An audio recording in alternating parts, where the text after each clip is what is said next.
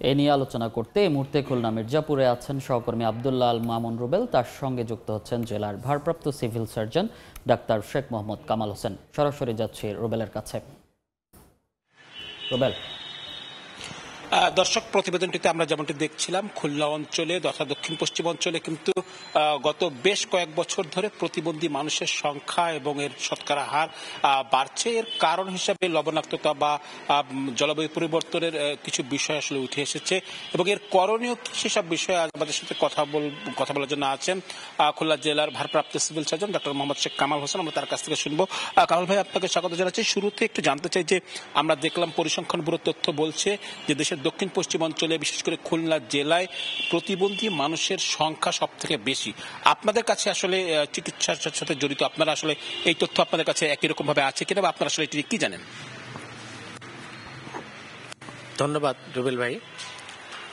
আসলে এই তথ্যটা আমাদের কাছে আছে। আমাদের খুলনা বিভাগে প্রতিবন্ধীর সংখ্যা অপেক্ষাকৃতভাবে বাংলাদেশের অন্যান্য বিভাগের তুলনায় একটু বেশি। আমাদের এই মুহূর্তে খুলনা বিভাগে প্রতিবন্ধীর সংখ্যা 1.43%।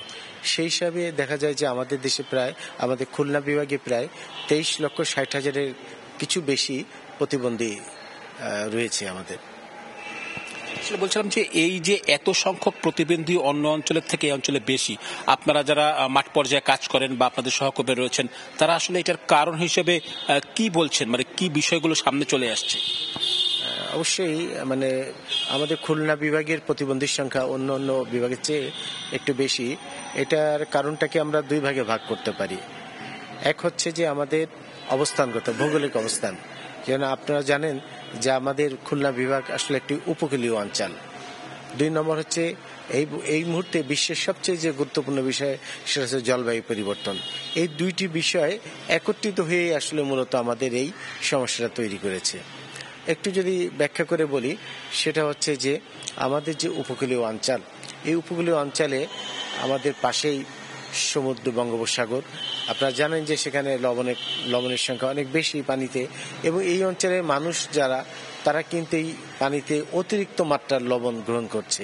অতিরিক্ত মাত্রার লবণ গ্রহণ করার সাথে ব্লাড প্রেশার বেড়ে যাওয়ার বা উচ্চ রক্তচাপের একটা সম্পর্ক রয়েছে। একজন গর্ভবতী মা যখন এই অতিরিক্ত লবণের মাত্রার পানি গ্রহণ করে, তখন সেই মায়ের ব্লাড প্রেশার হওয়ার চান্স থাকে, এবং ব্লাড প্রেশার হলে ভূগর্ভস্থ যে বাচ্চা, তারও কিন্তু বিভিন্ন রকম জটিলতা দেখা যায়।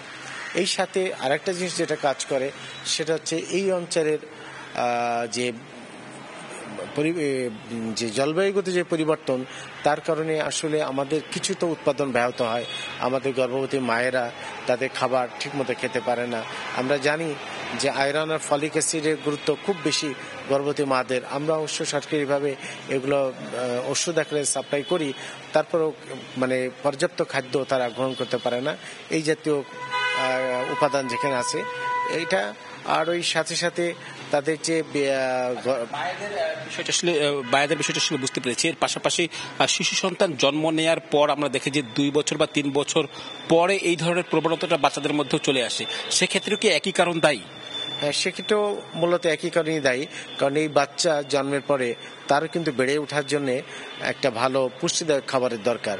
সেটা আসলে এই উপকূলীয় অঞ্চলে হওয়ার কারণে এবং জলবায়ু পরিবর্তন হওয়ার কারণে সেটা কিন্তু আসলে সরবরাহ করা সম্ভব হচ্ছে না।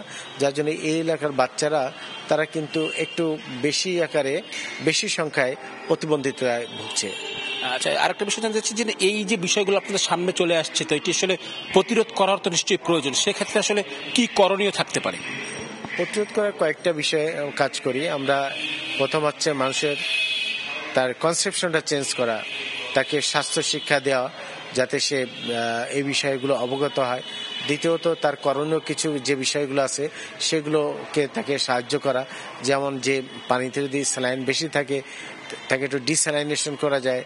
হ্যাঁ, চাইলে সুস্বাদু পানি পান করানো যায় বা পানি বিশুদ্ধকরণের মাধ্যমে এটা মাত্রাটা কমিয়ে ফেলা যায়। আর এছাড়াও আমরা যেটা করতে পারি যে ভূগর্ভস্থ যে বাচ্চা আছে যেসব মায়েদের, তাদেরকে আমরা একটু পুষ্টিদায়ক খাবার দিতে পারি, বা তাদের জন্মদানের পরে তারা যাতে ভালো খাবার খেতে পারে, পুষ্টিদায়ক খাবার খেতে পারে। কারণ ভাই আরেকটা বিষয় হচ্ছে কি বারবার উঠে আসছে যে এই কারণগুলো উদ্ঘাটন করার ক্ষেত্রে এবং করণীয় ঠিক করতে আসলে গবেষণার কথা আসলে বারবার উঠে এসেছিল, সেটার আসলে কতটুকু প্রয়োজনীয়তা আছে বা সেটা হলে কি হতে পারে? অবশ্যই আমাদের যে কোনো প্ল্যানিং করতে হলে গবেষণা দরকার, কারণ গবেষণার মাধ্যমে প্রকৃত তথ্যপত্র উঠে আসে। তথ্যপত্র যেভাবে উঠে আসে সেভাবে একটা প্ল্যানিং করে আমরা এটাকে সমস্যার সমাধান করতে পারি। তো আমিও মনে করছি যে হয়তো কয়েকটা রিসার্চ আছে আমাদের এই বেল্টে, বিশেষ করে দাকব, পাইকগাছা, কয়রা অঞ্চল, এই উপকূলীয় অঞ্চল নিয়ে তো আরো একটু বেশি আকারে হওয়া উচিত। তবে আমাদের বেশ সন্তুষ্টির বিষয়ে আমাদের একটা ইউনিট হচ্ছে এই অফিসে, হচ্ছে এপিডেমিওলজিক্যাল ইউনিট। এই এপিডেমিওলজিক্যাল ইউনিট হয়ে গেলে তারা এই বিষয়ে ভালো কাজ করতে পারবে। ধন্যবাদ কামাল হোসেন আপনাকে। দর্শক, আমরা আসলে যেটি শুনছিলাম যে বেশ কিছু বিষয় রয়েছে, বিশেষ করে গবেষণার প্রতি জোর দেওয়া হয়েছে এবং সে বিষয়ে কিছু পরিকল্পনা রয়েছে। তারা আসলে প্রত্যাশা করছেন এই বিষয়গুলো আসলে বাস্তবায়ন করা গেলে এই প্রতিবন্ধী হার যেটি এটি আসলে কমিয়ে নেওয়া সম্ভব বা এটি প্রতিরোধ করা সম্ভব। তো আমার কাছে এই ছিল খুলনা থেকে যে প্রতিবন্ধী হার বাড়ছে সেটা নিয়ে আলোচনা সবশেষ। সরাসরি যুক্ত ছিলাম খুলনা মির্জাপুর থেকে।